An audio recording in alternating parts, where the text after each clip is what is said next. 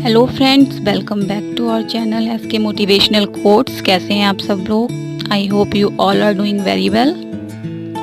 आज हम बात करेंगे सिविल सेवा परीक्षा की ऑल इंडिया सेकंड रैंकर, जिन्होंने 2007 में all India second rank achieve की थी, अनु कुमारी की।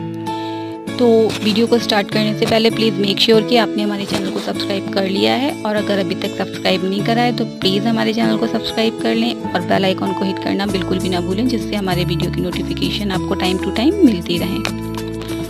ब्लैक कलर भावनात्मक रूप से बुरा होता है, लेकिन हर ब्लैक बोर्ड विद्यार्थियों की ज़िंदगी ब्राइट बनाता है। कुछ ऐसा ही हुआ है अनु कुमारी के साथ में। सिविल सेवा परीक्षा देश की सबसे प्रतिष्ठित परीक्षा मानी जाती है। कहते हैं ना कि अगर दिल में कुछ कर गुजरने का जज्बा हो तो नामुमकिन कुछ भी नहीं है। ऐसा ही कर दिखाया अनु कुमारी ने, जिन्होंने ऑल इंडिया रैंक सेकंड हासिल की है। आइए जानते हैं IAS टॉपर 2017 की ऑल इंडिया रैंकर सेकंड अनु कुमारी सोनीपत के विकास नगर में रहती हैं। इनका बचपन से ही IAS बनने का सपना था, लेकिन इससे पहले ही अनु कुमारी की शादी हो गई और एक बच्चा भी है। फिर भी उन्होंने हार नहीं मानी और अपनी स्टडी में लगी रही।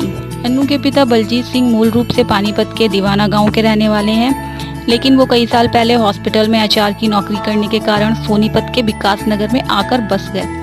अनु की मां संत्रो देवी उनका बचपन याद करते हुए कहती हैं, छोटा सा घर था और इतने सारे लोग, उसी में खाना, उसी में सोना, उसी में रहना। अनु उसी माहौल में पढ़ाई करती, पूरी छत गोबर के उपलों से भरी थी। बेचारी उसी गोबर और भैंसों के बीच में बैठकर पढ़ती थी और क्लास में हमेशा अव्वल आती। हर किसी का जीवन में एक लक्ष्य जरूर होना चाहिए, कुछ ऐसा कि जिससे खुद के साथ अपने समाज के लिए भी कुछ कर सके। कोई भी लक्ष्य तब तक मुश्किल है जब तक उसे ईमानदारी से हासिल करने की कोशिश नहीं हो। लक्ष्य को लेकर कोशिश निरंतर करो। असफलता को भी सफलता पाने का एक स्टेप समझो। खुद पर भरोसा हमेशा रखना चाहिए। अनु जी ने कहीं भी कोचिंग नहीं की और सिर्फ सेल्फ स्टडी की। अनु कुमारी की 12th तक की पढ़ाई सोनीपत के स्कूल में हुई। फिर दिल्ली यूनिवर्सिटी के हिंदू कॉलेज से BSc फिजिक्स ऑनर्स की पढ़ाई की। 12वीं पास कर जब अनु दिल्ली यूनिवर्सिटी के हिंदू कॉलेज से फिजिक्स में BSc करने गई, तब भी ज़्यादा कुछ बदला नहीं। हाँ, थोड़े कपड़े ज़रूर स्टाइलिश हो गए थे और बाल भी कुछ ढंग से संवारे जाने लगे थे, लेकिन बाकी का सारा समय क्वांटम फिजिक्स और गणित के सवालों के साथ ही बीतता। पढ़ाई ज़रूर इंग्लिश मीडियम में हुई थी, लेकिन सोनीपत के इंग्लिश मीडियम स्कूल में इंग्लिश कोई नहीं बोलता था, इंग्लिश की टीचर भी नहीं। दिल्ली पहुंचकर अनु को लगा कि वो ठीक से अंग्रेज़ी नहीं बोल पाती। फिर क्या था, ज़िद्दी अनु अंग्रेज़ी की जान के पीछे पड़ गई, और आज ये आलम है कि अनु की अंग्रेज़ी फ्रंटियर मेल की रफ्तार और पंजाब मेल की धमक जैसी है। ग्रेजुएशन कंप्लीट करने के बाद अनु ने IMT नागपुर से MBA किया। 9 साल तक गुड़गांव में एक प्राइवेट इंश्योरेंस कंपनी में जॉब की। हिंदू कॉलेज से पढ़ाई पूरी करके अनु IMT नागपुर से MBA करती हैं और 21 साल की उम्र में पहली नौकरी मिलती है ICICI बैंक, मुंबई में। हरियाणा से दिल्ली और दिल्ली से मुंबई। मुंबई समंदर वाला चमकीला शहर, चारों ओर भीड़ भाड़, फैशनेबल लड़कियां, फर्राटेदार अंग्रेजी और कॉरपोरेट की नौकरी, और उन सबके बीच एक लड़की जिसकी भौहें तक तराशी हुई नहीं थी और जिसके हाथ पैर पर बाल थे, क्योंकि उसने कभी वैक्सिंग नहीं करवाई, जो सलवार कुर्ती पहनती थी, दुपट्टा लेती थी और बालों को कसकर चोटी बनाती थी। अनु हंसकर याद करती है, मुंबई के ऑफिस में लड़कियां बोलती थी कि जरूर ये सरदारनी होगी, वे लोग बालों में कैंची नहीं छुआते।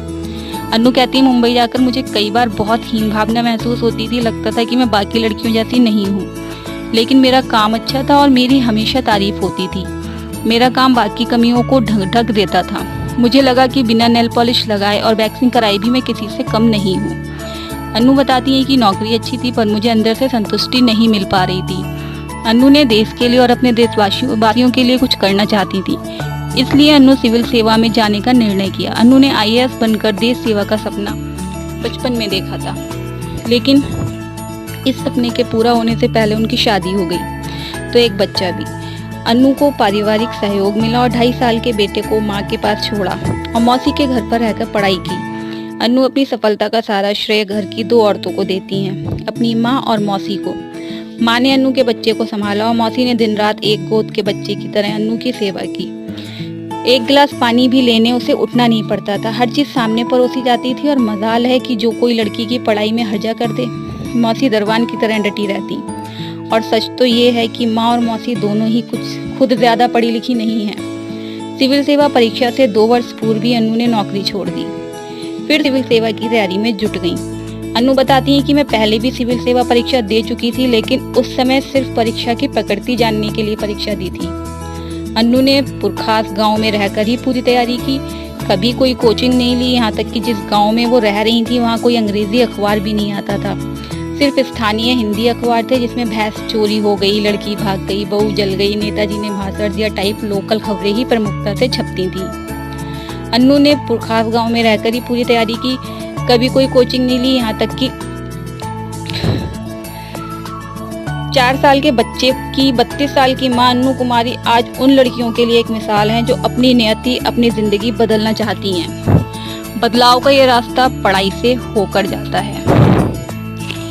मुझे बताइए, यहाँ का मीडिया इतना नकारात्मक क्यों है? भारत में हम अपनी अच्छाइयों, अपनी उपलब्धियों को दर्शाने में इतना शर्मिंदा क्यों होते हैं? ये एक महान राष्ट्र है, हमारे पास ढेरों सफलता की गाथाएं हैं, लेकिन हम उन्हें नहीं स्वीकारते।